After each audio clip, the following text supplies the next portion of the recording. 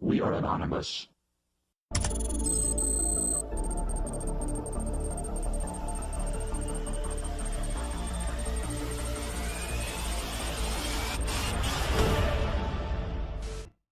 Hello, citizens of the world.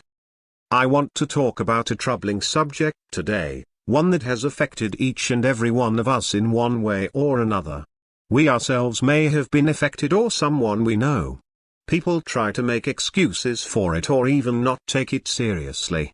But it is serious.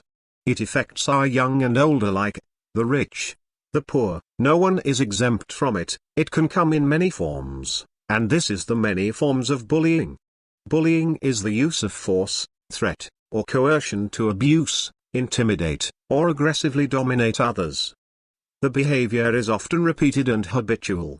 One essential prerequisite is the perception, by the bully or by others, of an imbalance of social or physical power, which distinguishes bullying from conflict.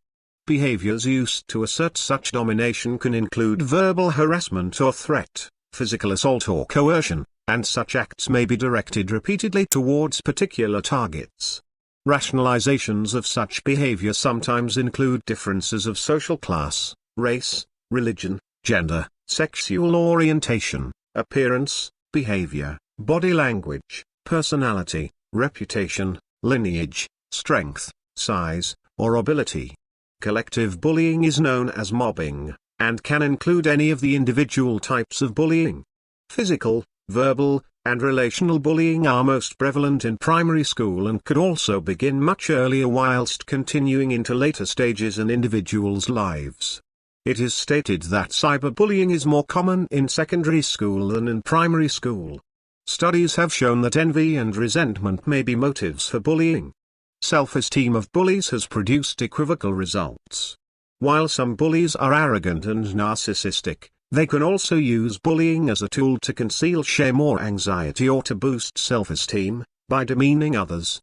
The abuser feels empowered.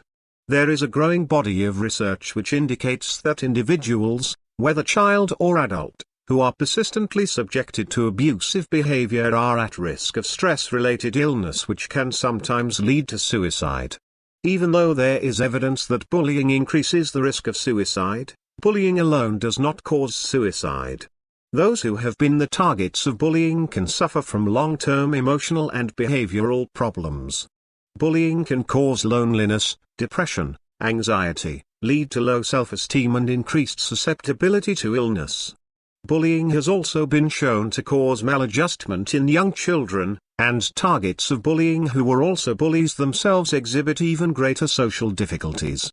You, yourself might have bullied someone without knowing it. You might have sent a social media message to someone, or been intimating to someone, maybe even in the workplace, made someone feel they are being bullied without knowing it. Maybe your child feels bullied by you, and that be the start of them becoming a one themselves, as they think it is okay. But it is not okay. Although we know that we cannot fully stop bullying, we can educate our children to know how to identify it, or if they, or one of their friends are doing it, and try to minimize the effect. We need to let people know it is okay to speak to someone if it is happening to them, or our children to speak up if it happens to them or someone they know.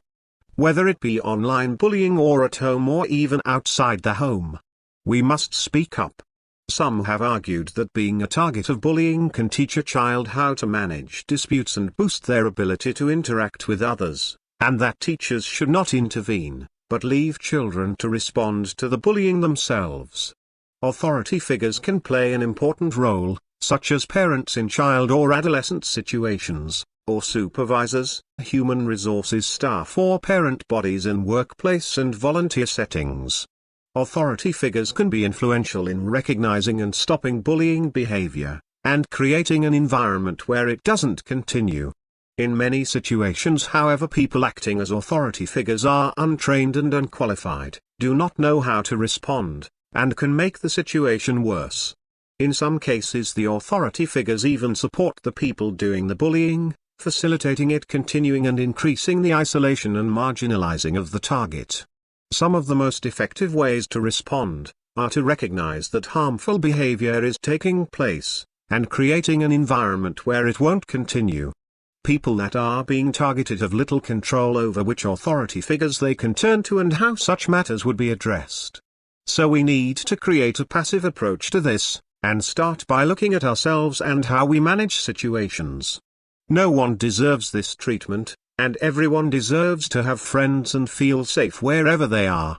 Now it's time to think, what can you do to help? If we can stop this in the early years of someone's life, maybe it will reduce the amount of domestic violence in later life. We can all make a change. Let's start today. Thank you for your time.